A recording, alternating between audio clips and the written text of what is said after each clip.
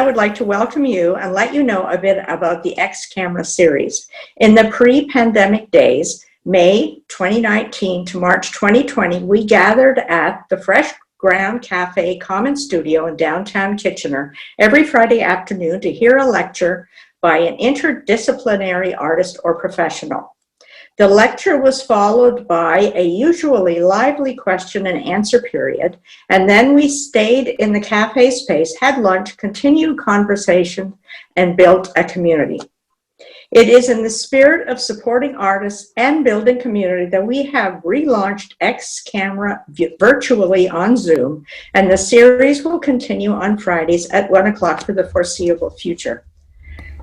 The talk will start soon, and Henry Daniel will speak until around 1:45. Please feel free to type a question in the Zoom chat function during the lecture. We will have a question and answer period between 1:45 and 2, focusing on the artist's work. Then at 2 o'clock, we will open up the room and attendees can stay on Zoom for a virtual mingle and informal hang, meet each other, and perhaps have discussions about future collaborations. We are pleased to have Henry Daniel with us here this afternoon, and I'll now turn it over to Martin de Groot, board member of Inter-Arts Matrix, for the land acknowledgement. Okay, we would like to begin by acknowledging that the land on which we gather is the traditional territory of the Neutral, Anishinaabe, and Haudenosaunee peoples. We recognize the significance of the Dish with One Spoon covenant to this land. Dish with One Spoon is a peace agreement made between indigenous nations before European settlers arrived. It characterizes our collective responsibility to each other and the earth. We should take only what we need, leave enough for others, and keep the dish clean. Today, this gathering place is home to many First Nations, Métis, and Inuit peoples, and acknowledging them reminds us of our important connection to this land where we live, work, and learn. Over to you, Sheila. Thanks, Martin. Welcome. Thank you for joining us today. I'll just acknowledge that I myself hail out of Hamilton, Ontario, and I'm located on the traditional territories of the Mississauga and Haudenosaunee nations, and also within the lands protected by the Dish with One Spoon Wampum Agreement. I'd like to share a quick thought that while, again, the pandemic has caused unspeakable heartbreak and hardship for so many of us, we recognize that out of a human necessity to stay connected, it has also made our world that much smaller and enabled us to connect across time zones, continents, and overcome other barriers in a way that we never have before. So today, it's my absolute honor and pleasure to introduce to you Dr. Henry Daniel. So Dr. Daniel is joining us from Simon Fraser University in British Columbia, where he is a professor of dance, performance studies, and new technology within the School of Contemporary Arts.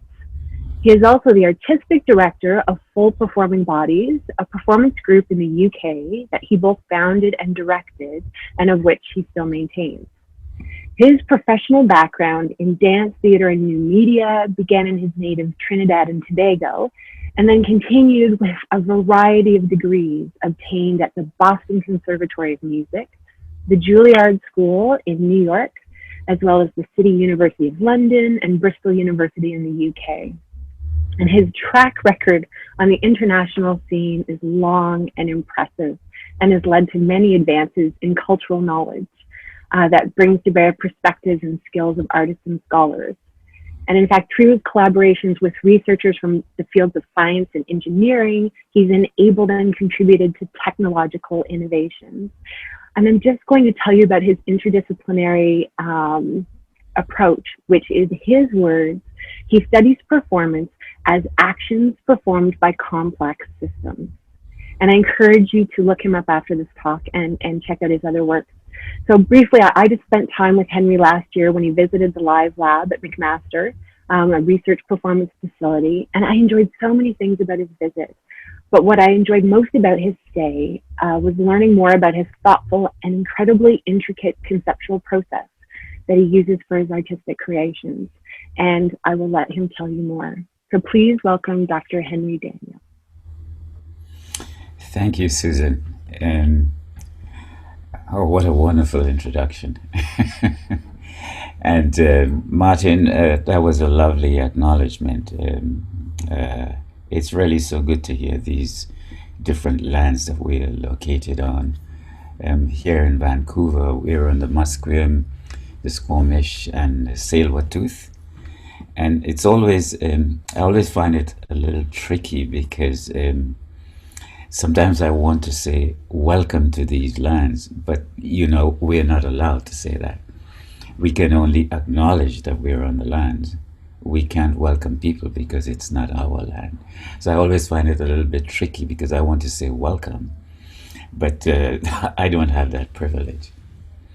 So welcome, audience. And for this wonderful introduction, Suzanne, maybe what I can begin, let me begin with the title, Contemporary Nomads, Research Creation, What and Why.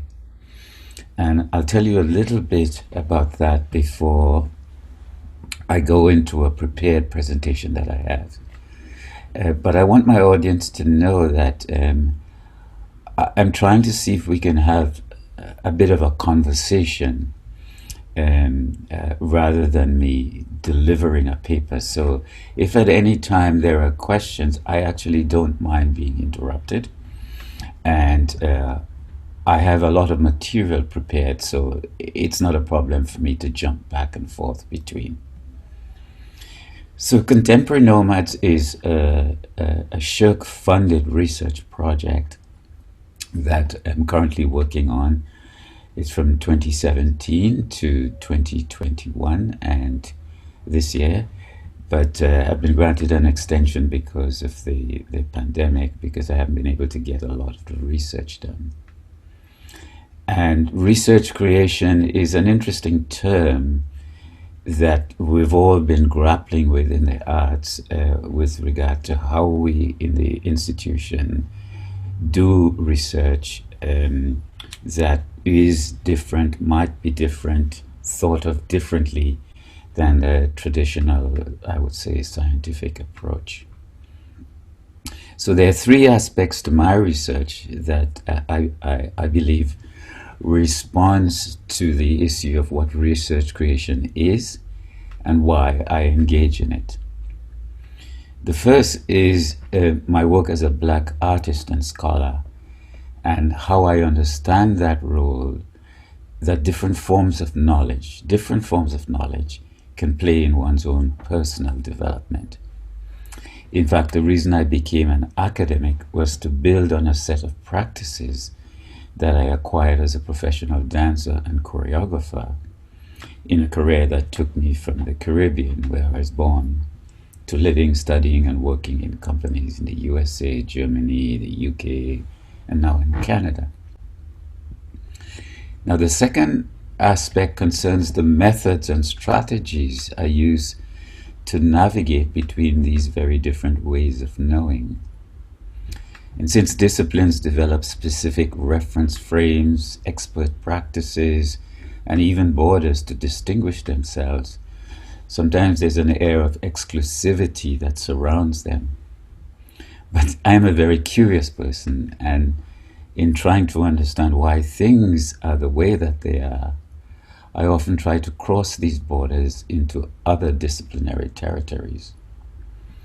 And that could be dangerous. Writing, dancing, and choreographing require very different kinds of expertise, for example. In the intellectual world, words are primary tools for articulating the knowledge that one knows.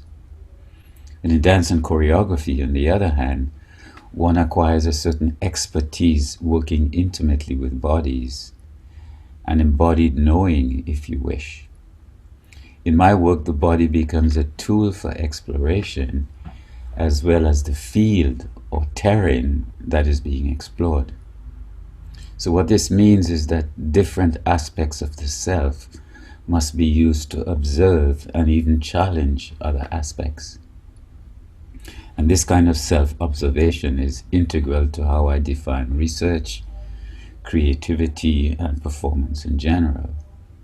And I think we all know that, we as human beings, we're really complex beings.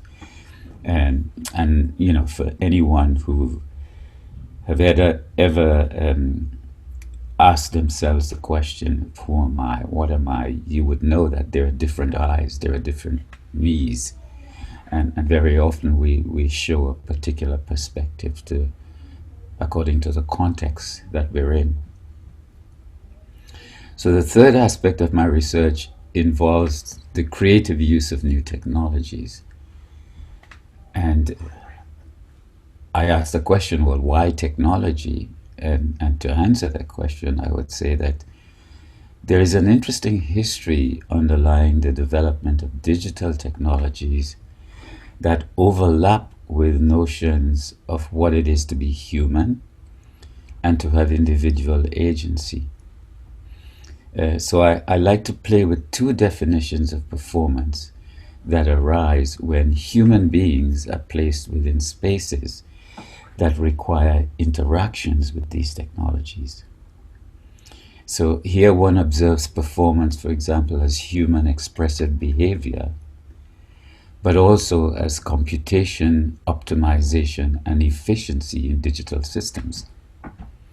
And curiously enough, with this comes the question of where the border between the human and the machine lies. And because these questions go far beyond what we normally might call just dancing, a host of new perspectives are opened up for artistic research. So these three aspects of my research, the artist using performance as an agent for his, her, or their own self-knowing, working with a transdisciplinary methodology and a tool set that includes new technologies, and thinking of dance and choreography as valid means for academic research, they all come together under what I would define as research creation. Now, how does one begin to do such research? Where do the ideas come from? And what kinds of expertise does one need to begin? And in my case, as Susan very articulately said, I have a professional background in dance, theatre, and new media, in a career that started in my native Trinidad and Tobago. I wanted to become an actor, and I had worked, I guess, in what you would call high school. It's a sixth form college, as I mentioned earlier. Our school, we were producing a play for a local drama festival. And the play was an old play by American playwright Eugene O'Neill, called The Emperor Jones. And essentially that play is really a one-character play. Everyone else has very minor roles. And I really, really wanted that role, but didn't get it. But they gave me a role of a witch doctor who terrorizes this so-called emperor. And that was the first time I actually danced and loved it. So from the very beginning, my career, in trying to become an actor using words as my primary tool set, and then getting a role as a dancer and discovering that my body could be just as articulate in different ways, this relationship between words, text, and bodies, gestures, vocabulary, embodiment, dance, knowledge, so that entered into my sphere very, very early.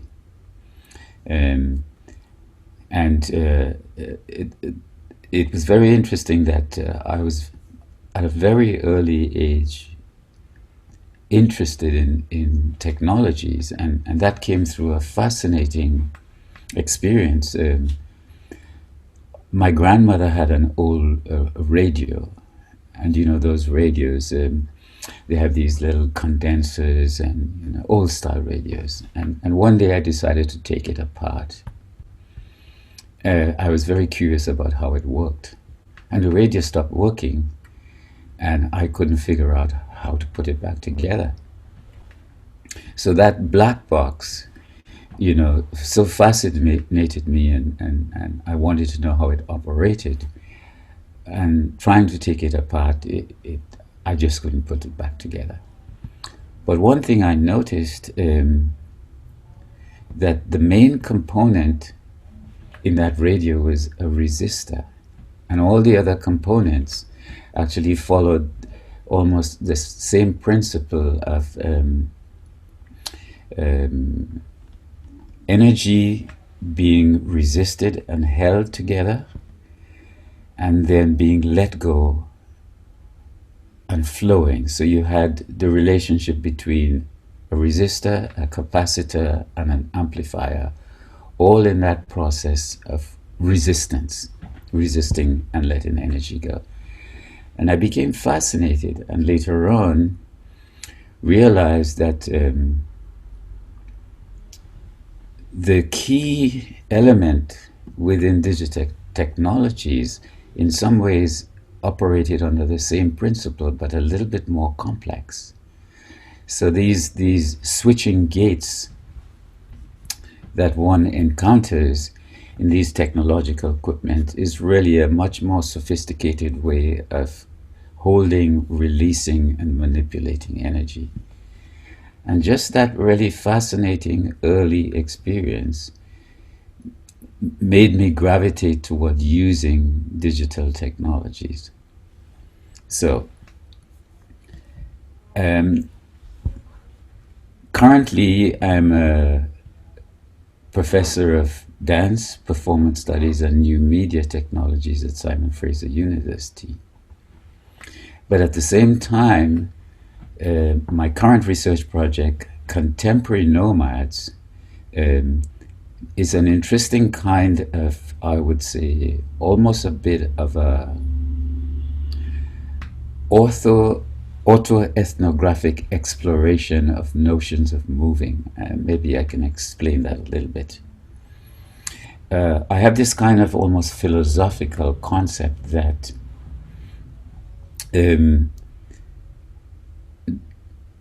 thinking and moving is almost like a kind of fundamental way of thinking of choreography. So Contemporary Nomads takes its inspiration from what cultural theorist Stuart Hall once called, and this is a quote, the prototype of the modern or postmodern New World nomad, continually moving between center and periphery. Now, one of the things that Contemporary Nomads looks at is why do people move? As a choreographer, I'm constantly moving or choreographing movements. But at the same time, when you expand that, you see that there's an interesting connection with migration. Why do people move from place to place? Why are they motivated to move? So I see movement and choreography conceptually as the process of a thought unfolding.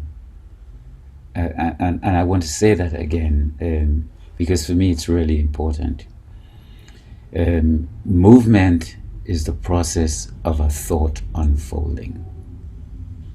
So whether it's a migratory movement, or whether it's a movement to go to the shop, whether it's a movement in a dance studio, I look at movement as there's something that motivates you to move.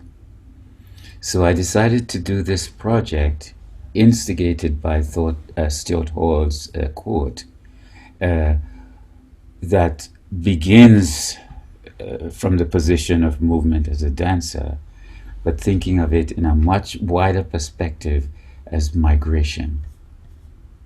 Now, this becomes a little bit, I would say, complex, because what I did not want to do with this project was do research, standard kind of research on migration, because everyone was doing that. But as I write on my website, I was interested in the enormous population displacements that was taking place. For example, between the Near Eastern Africa towards the Mediterranean and Western Europe, from South and Central America towards the United States and Canada, and across Southeast Asia from places such as India, Pakistan, and Myanmar, towards destinations from Bangladesh, Malaysia, Thailand, Indonesia, and Australia. And I was really curious about the complex reasons why people were moving. So I decided to divide this research into a kind of a structure. And the stages were as follows. The first one was home. So beginning with the conditions that one lives under and calls home, but which one also thinks of leaving. Why does one want to leave what one considers home? The second section would be the parting, and that's remembering the moment when one decides to leave, and also when one actually begins that physical journey. The third one would be the journey itself, and that would be the particular route that one takes, and any event, experience, landscape marker, for example, a mountain, a body of water, a person, a path, a fellow traveler, a spoken word, or any other experience that was unique or crucial to that journey. And then the arrival, the feeling of making it, or conversely, not making it to the desired direction, destination, kind of limbo, if you want. And then the fifth would be the settlement or the return, the process of making a new home, and the dream of finding one's way back, the impossibility of return.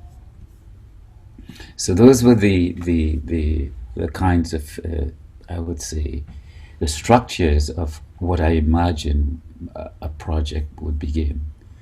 Now, I said earlier on that it was almost a kind of autoethnographic study. And in my research, I like to think that I want to go beyond just thinking about my path, but also looking at how does my path, how is it similar in any way to a lot of other people's paths. So we might not all be immigrants or migrants to other places, but how can we apply that kind of a structure towards working? And I usually begin my research projects with my students, and very often I take it out into the community and I work with professional dancers. So I would say to my students, for example, here we are in Vancouver. Why did you decide to come to Vancouver? Why did you leave home? What was the journey like? What happens when you get here? What happens when you want to go back home? What happens at the end of your study period? Maybe you don't want to. Or what happens if you're from another country? What happens if you have an entirely different reason for coming to Canada or to Vancouver? So working across different disciplinary platforms, but prominently featuring dance, theater, live performance, and film, this research was designed to investigate these 5 stages of the traveler's journey, in the broadest sense of that term, but seeking to find out how, when, and why individuals and populations move from place to place. And of course, the more philosophical question underlying that work is what it means to say that movement is the process of thought unfolding. that would be the unmasked question lying in wait, so to speak. And of course, for the funding agency, I would have to give them, because I need research money to do this project, I would have to give them, ample reasons and objectives for the project. So for Contemporary Nomads, there were three key objectives. The first was to explore some of the large and small-scale international migration patterns that we are currently witnessing through the lens of choreography and performance. And the second was to investigate performative body practices at both micro and macro scales to understand how complex economic, socio-political, geophysical, and neurobiological forces act on human beings so that they are driven to cross difficult borders. And the third one was to extend my own personal long-term objective of having dance, choreography, and performance seen as practices but valid research activities within an academic context. So that gives you a sort of a frame of how I see this idea of research creation, why I do it, what it looks like, how I might begin to organize a project, and how that project would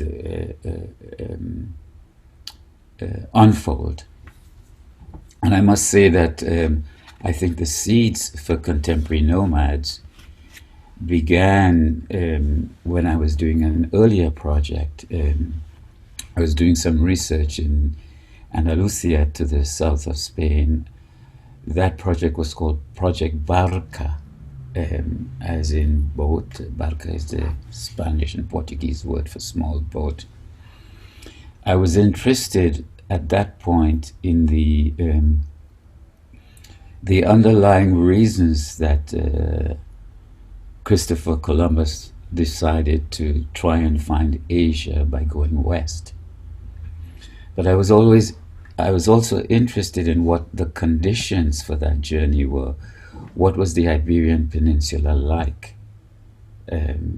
What was going on there that allowed him to be funded by the Catholic monarchs of a nascent Spain?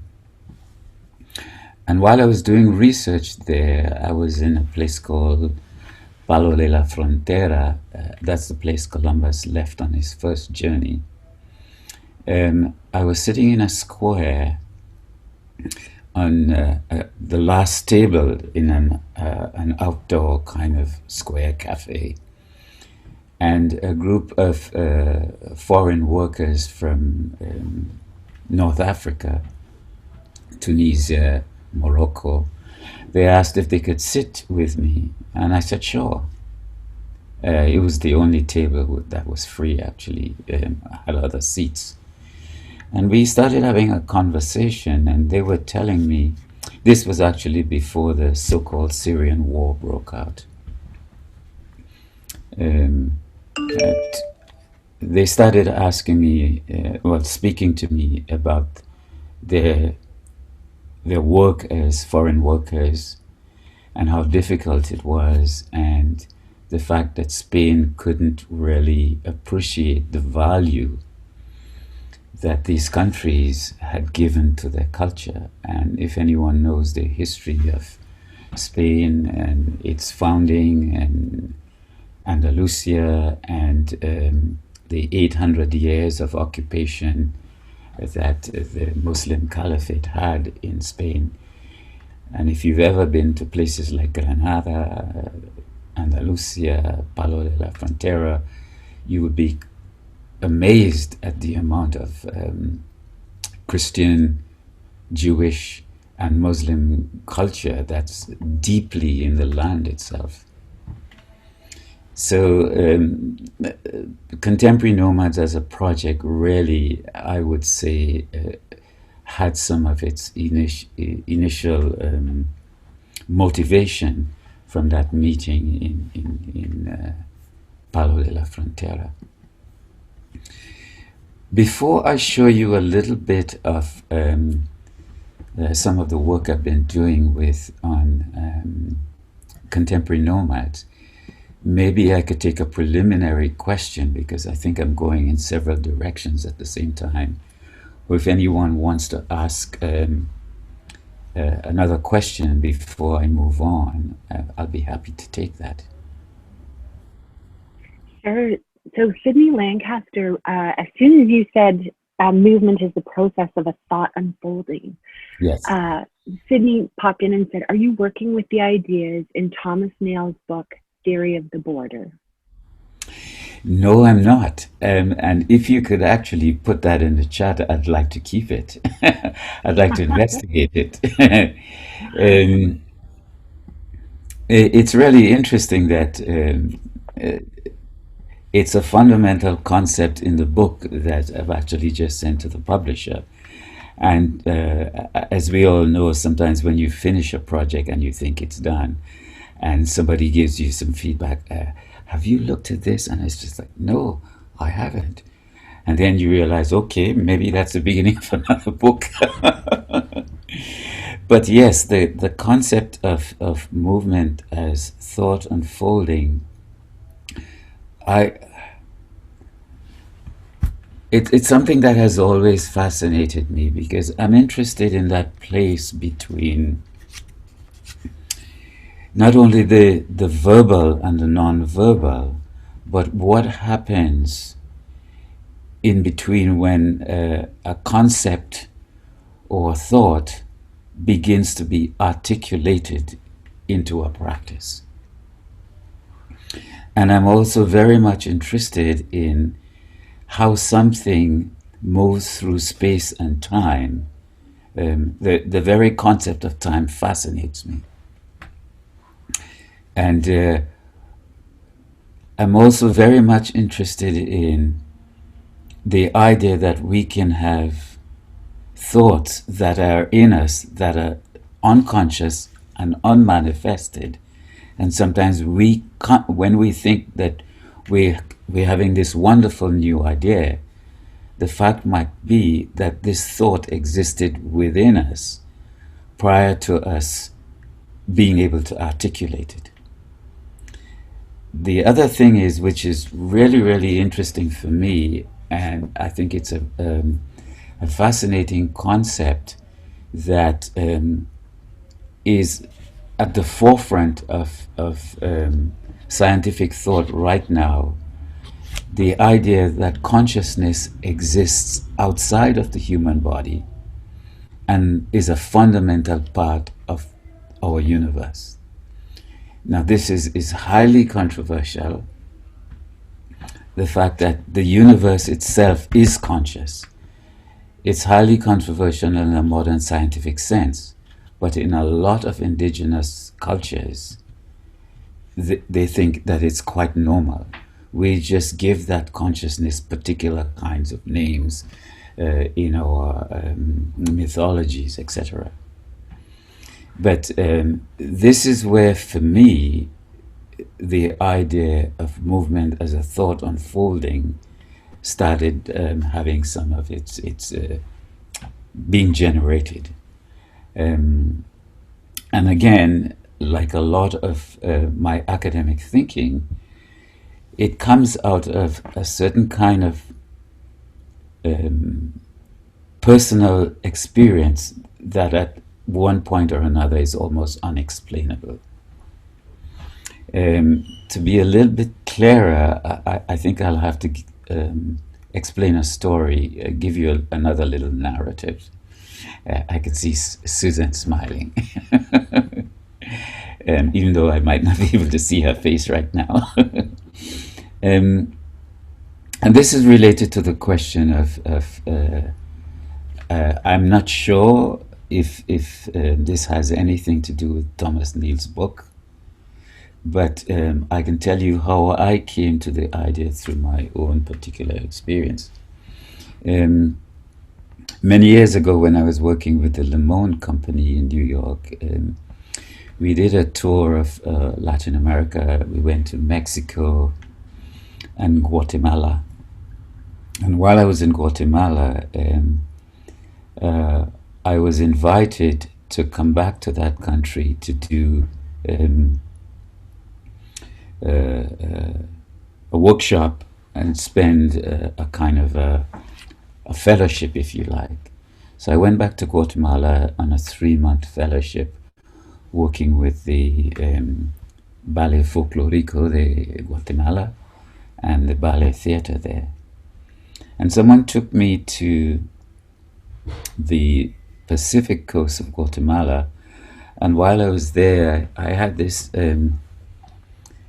this accident. I was in the sea swimming, and I tried to come out, and a wave hit me from behind, lifted me up in the air, threw me back down. A terrible accident, and I was really screaming, and my friends on the beach, I was screaming for help, and nobody came. And somehow I emerged from the water, and then I spoke to my friends, and they said, well, we never heard you. And I said, yeah, but you were less than 50 feet away. How come you never heard me? And they said, no, you looked fine. We saw you, get hit, and you fell down, and then you finally got up. And all that terror that I had in that very short space of time, I realized that my physical screams was really almost like an image in my body, because somehow my consciousness had gone beyond a physical manifestation. I was screaming, but I wasn't screaming. But in that experience, something fascinating happened, is that I knew in that moment that my time was running out, because all I could see was darkness. I didn't have any visual image. And I realized in that moment that time is the essence of our existence. And I literally, physically, mentally, emotionally felt my time running out. It's hard to explain what that means. But the difficulty came many, many years later, in a sense that trauma returned, because while I was living in Germany, I started having these really bizarre dreams. And they were all linked to that spot in Guatemala. So and I couldn't explain all those very, very potent dreams that I was having. And at one point, actually, I was in my apartment in Freiburg, in Germany, and I woke up. And then I woke up a second time, and that completely freaked me out. I don't know if anyone has ever had an experience like that, where you wake up to one reality, and then you wake up a second time. It completely throws everything about reality out the window. And but the second time I woke up, I realized that my body was slipping back into a place. And if you've ever had an experience of, your consciousness, we always feel, is located in our bodies.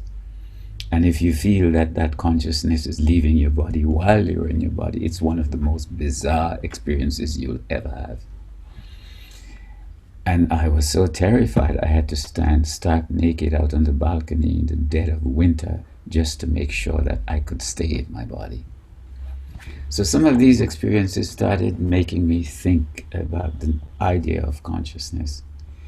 And I even started speaking to scientists, quantum scientists. I have a really good friend who works at that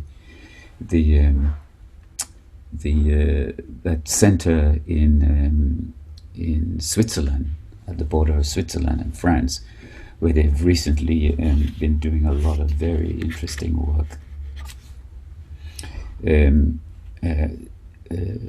So I have these conversations with these scientists about the notion of consciousness, the physical body, intelligence, knowledge, materiality. So this is how I started coming to this idea of an unfolding that comes from somewhere that may even be outside your own body. So trying to articulate that in that kind of concept, that movement is the process of thought unfolding, I was even questioning whether there was a thought that was unfolding through me that is not necessarily my thinking. I know that's a really complicated way of explaining an experience, but does that make any sense, Sydney? Sydney? Yes, she says yes, emphatically. So I will definitely have a look at, I'm actually trying to save the chat here so that I don't see my 3 little dots to save the chat. But maybe Susan can send it to me afterwards. I definitely would look I will. at that material. Thomas Nail, Theory of the Border. Sounds absolutely fascinating. So I don't know if it's making a lot of sense to my audience. But again, I come back to the question of what is research creation and why am I doing it? What are the thoughts behind my work as a choreographer? How do I conceive of movement? How do I conceive of this concept, this deep idea of embodied knowledge? What is embodied knowledge? And from my perspective, I like to think of embodied knowledge as knowledge that is in the body, which is an organism that has gone through millions of years of evolution. And all of that knowledge is deeply embedded in my body, but I don't know it. I can't know it until I claim it. But how do I claim it? I claim it by challenging the body, by exploring it, by putting it up against other things, by thinking of the body itself as having different layers. I challenge my emotion with my intellect. I challenge my physical body, pushing it. So how that dynamic energy works within the body and how that body interacts with what is outside it, whether it's a natural environment, whether it's technologies, whether it's other people. It's always defined also by what is outside it and what is inside it. So that concept of movement as thought unfolding, it's almost like movement through space is a way for that thought to explore its own initial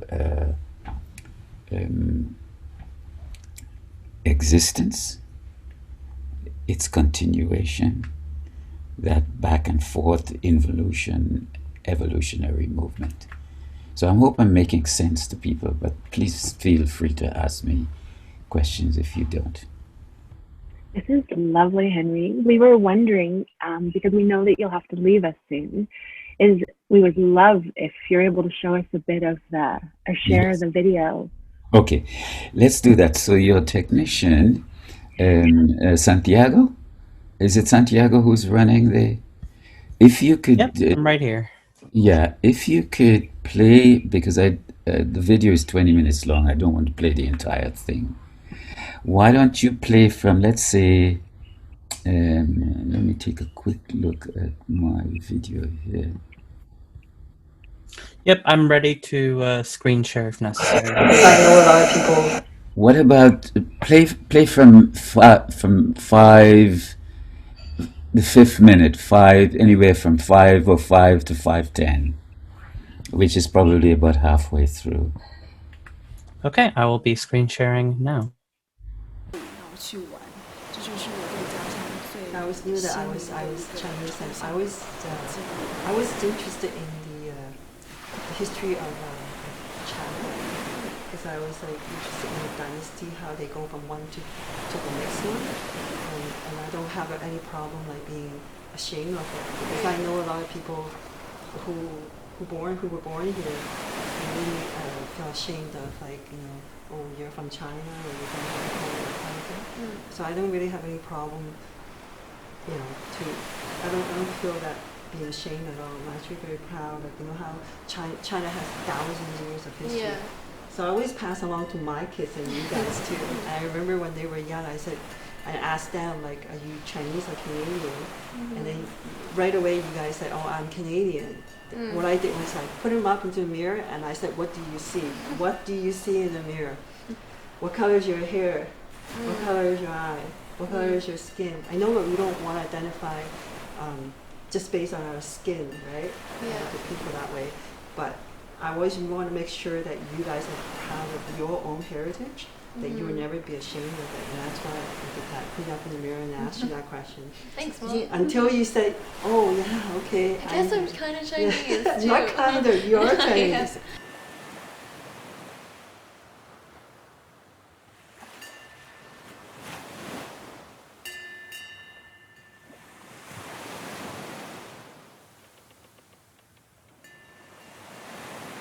Maybe I just need to experience all of these different places and situations in order to realize where I truly belong.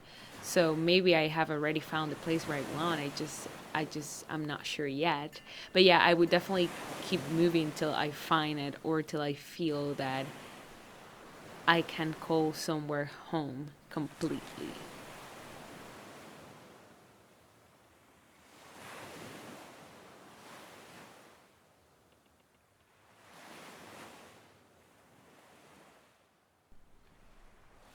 Where are you from?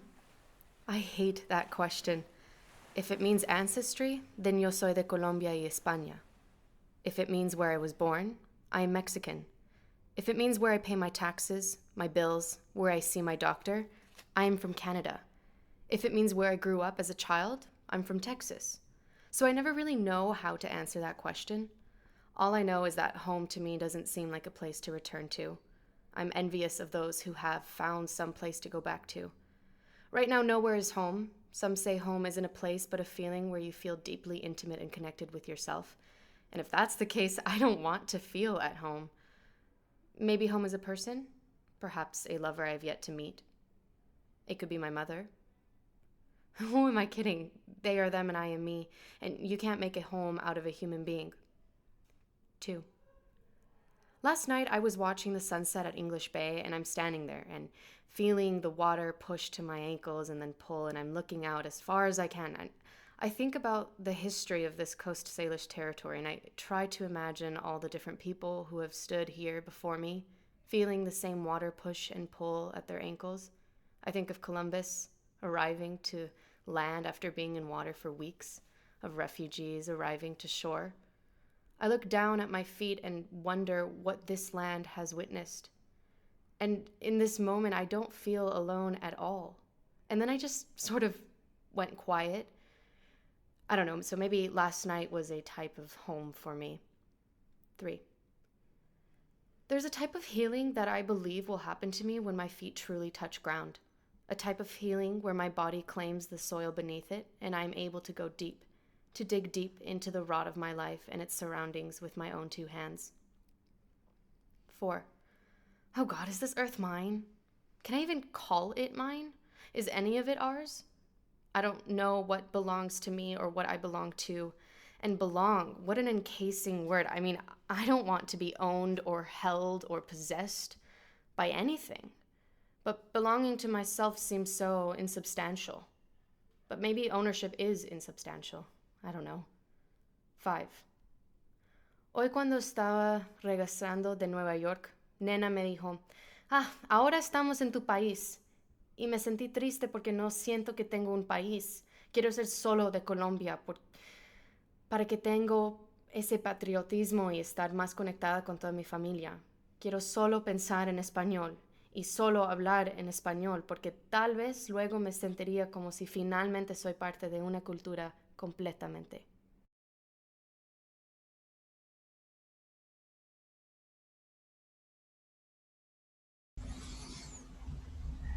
Thank you. I think I'd just like to say a couple short comments about this installation, because it's difficult. I know I started it in the middle. It's difficult to give you a proper context. First of all, the last speaker, the young Canadian, Colombian, American, Mexican woman, the question she was asked was, "Where are you from? Where are you really from?" And the images that you're looking at, the individuals in the center of the screen, there are about 6 different languages being spoken, but the text is never simultaneous with the speaker. There are 3 video channels, and they all run at different lengths. And there is one extended, well, actually there are 6 channels of sound. And when you're in a room, you hear these 6 channels of sound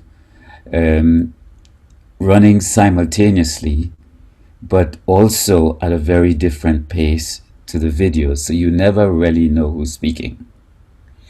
So I'm playing with the idea right there of stereotypes. Who do you think is speaking and when? And there is always a trick, because you have to look at the video cycling. You have to look at several cycles before you can actually figure out who's speaking. But the question that I pose to all of the speakers in the middle, I interviewed every single one of them. The question I pose to them is, where are you from? Where are you from? How did you get here? What is a nomad? What is a contemporary nomad? These are several questions. In fact, I gave each one of these interviewees a set of characteristics for them to begin to think about how they would answer these questions. And there are 9 characteristics. I'll read them out to you. The question was, the main question was, what do you think a contemporary nomad is? And the 9 characteristics that I suggested were as follows. The first one was an incessant curiosity that drives someone to keep searching for answers about their own existence. The second, a sense of belonging nowhere completely, but at the same time having parts of one's identity that are at home in different places. 3, an inability to immerse oneself completely in any one established community, even though there is an almost romantic longing to do so. 4, an ability to recognize others in the same predicament. 5, a formal or informal indoctrination in one or more language, cultural form, or institutional system. 6, an attachment to these nation-based languages, cultural forms, or institutions, and to the people who practice them.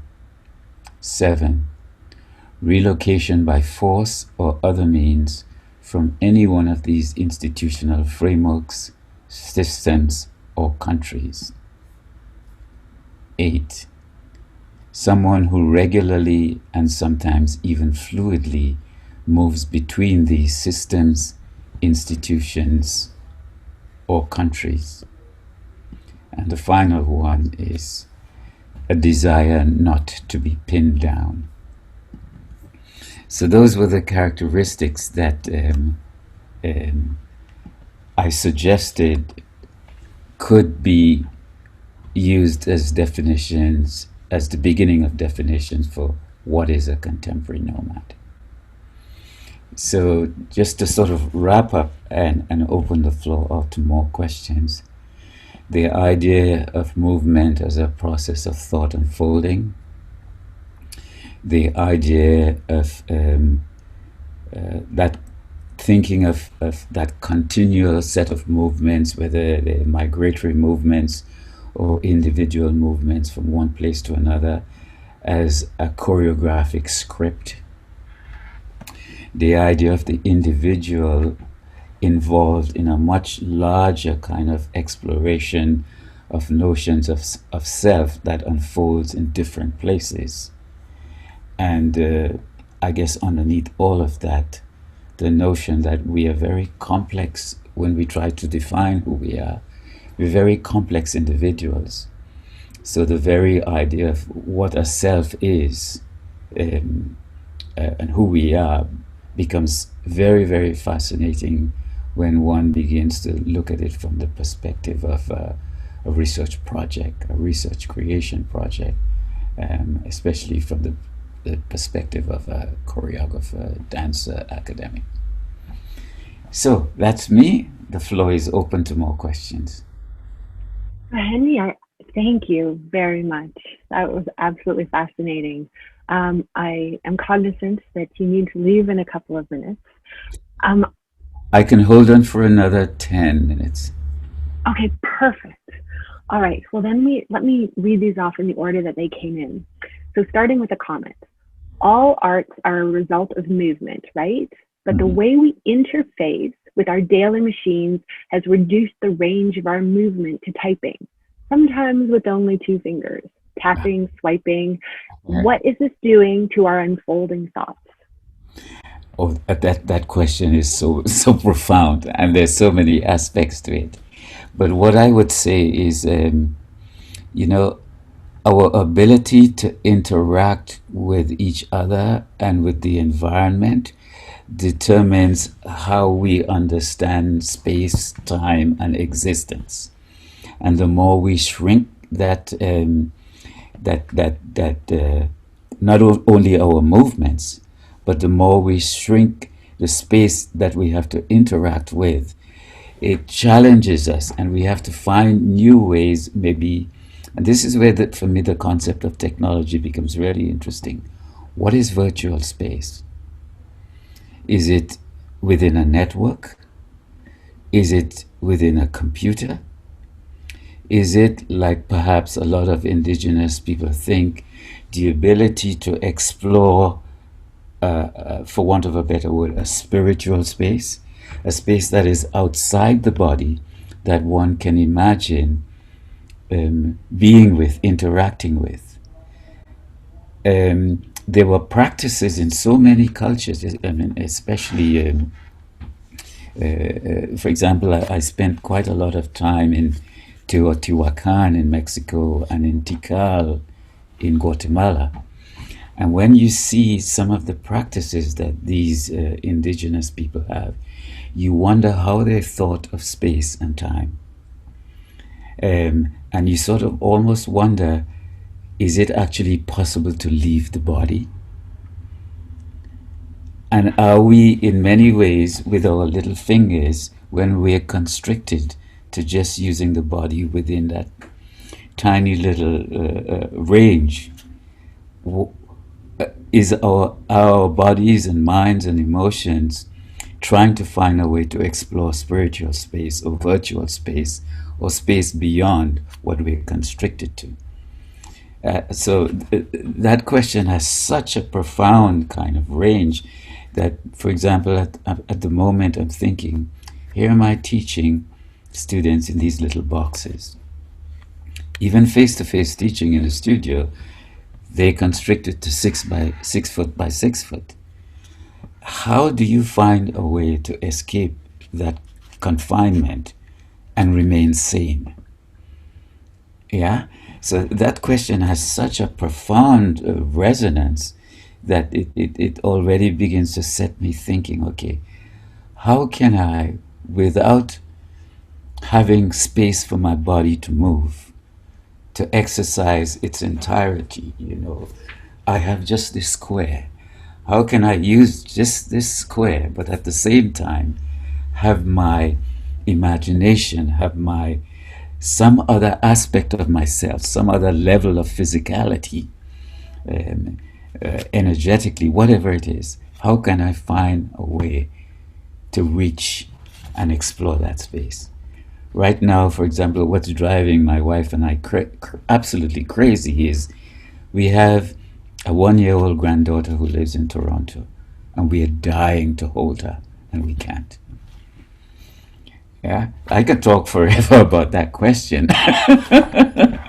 But it sets me going because it's a challenge, and it's these kinds of challenges that come in a question that makes me want to go back to the studio to explore physically. So in line with that, they also added on, when we travel in machines, so by car, by train, by plane, are we losing the thought of actually walking through space? Absolutely. As in on foot with it or with animals? Absolutely. And to go back to the first question, or the first iteration of that question, the body has a consciousness, not just in the head, it has a consciousness all the way through it. And we understand space, we understand time, we understand notions of self by how that body interacts with that space and how it creates time. So if we do not literally exercise that body, it limits our consciousness. It keeps it, in a sense, it contains it. It wants to get out. It wants to exercise itself. It wants to move through space. And there is a reason why consciousness enters the body. It wants the body to do something. A consciousness is not able to fully be itself if it's without a material existence. And if you have it in a material, there's a reason why it enters a material existence, because then it could use that body to move around physically in space and time. So we're losing a lot. Absolutely, we're losing a lot. We have now to try and figure out how can we move in a confined space physically, but have that conscious feel as if that consciousness itself is moving through space to interact with others. And that's really hard to think about. So if I think of my choreography, as if I try to do, what's happening with artists now is a really fascinating thing. We are forced to do all our artistic work online. And it's driving us crazy because we feel contained to these little boxes. But it's teaching us something about our relationship to space, time, and others, and how we can find ways to use our physicality. So right now we're just all dying to get out in space. We're all dying to get out of that containment. And it's a huge challenge that we're all facing right now that I feel on the one hand, it really motivates me. And on the other hand, it completely frustrates me. It's like, why am I given this body when I can't move outside in space? Another aspect of that, if we have a couple more minutes. Mm-hmm. Yeah. Martin asked, regarding migration patterns, do shorter intranational journeys, so especially from the traditional countryside to the cosmopolitan city, have place in what a contemporary nomad is? Yes. And while I was doing initial work on this project, as I said, I start with my students. A lot of them were asking me, well, I've really never migrated to another country. And I would ask them, okay, why did you decide to leave, let's say, Calgary to come to Vancouver? Why Vancouver? Did you drive here? Did you take a plane here? How did you get here? What were your experiences when you landed in Vancouver for the first time? So, for example, if I go to the Sunshine Coast, it's a big experience for me. I take a ferry to get there. If I go to Upper BC, I go almost like into a completely different country. Even if I just go to the North Shore from Vancouver, where I live in the city, just getting out into the forest and walking through there, there is so much that I'm able to encounter. I feel as literally as if I'm in a completely different space. So the reason why I didn't want to do a project about migration itself is because we tend to think of migration as, or we tend to think of nomadic movement as extended journeys. And I'm thinking that there's a relationship between movement in short spaces, but also one of the reasons why I really tried to find out what people thought of the question of what is a contemporary nomad is to define what nomadism actually means. You know, there's a wonderful book, I'm trying to remember the author right now, a feminist writer who writes about nomadic thinking. And somebody might remember the name before me right now.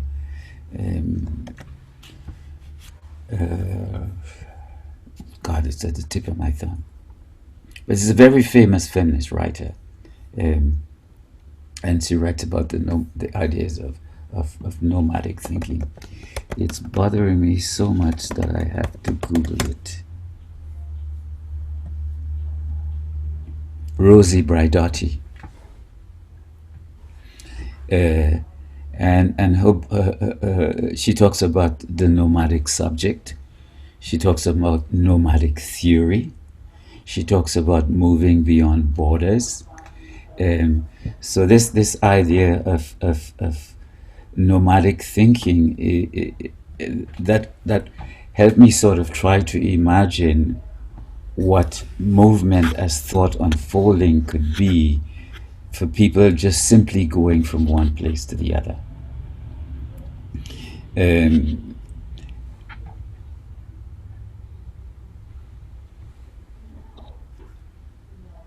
If I could just read very briefly, I'm just looking online. Rosie Braidotti's nomadic theory outlines a sustainable modern subjectivity as one in flux, never opposed to a dominant hierarchy, yet intrinsically other, always in the process of becoming, and perpetually engaged into dynamic power relations, both creative and restrictive. Nomadic theory offers an original and powerful alternative for scholars working in cultural and social criticism, and has, over the past decade, crept into continental philosophy, queer theory, and feminist post-colonial technoscience, media, and race studies, as well as into architecture, history, and anthropology. So, yes, you can think of this idea of movement as thought unfolding. You can think of this idea of nomadism. You can think of this idea of migration as actually something that's movement as motivated by something that drives you. Sometimes that thing that you can't even explain. Why am I doing these things? It's almost as if something occupies you that you don't quite know, you don't quite understand, but it's your job to find out. And for me, that's the way of claiming the knowledge that I think is already in the body, but you haven't quite owned as yet. So embodied knowledge is really knowledge that is in your body, but you have to claim it. And how do you claim it? You have to challenge it, you have to follow it, you have to understand it. And when you can say, well, I know, when you've claimed it.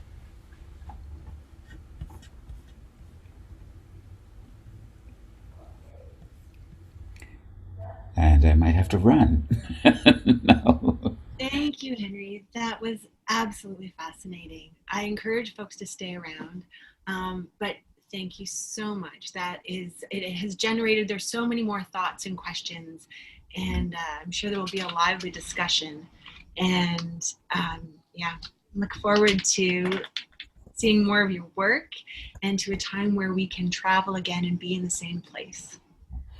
My pleasure. It was an absolute pleasure seeing you again, Suzanne, and that wonderful smiling face you have. Thank you, Martin, Catherine, Sheila, and yeah, let's make a point to meet again. Yeah.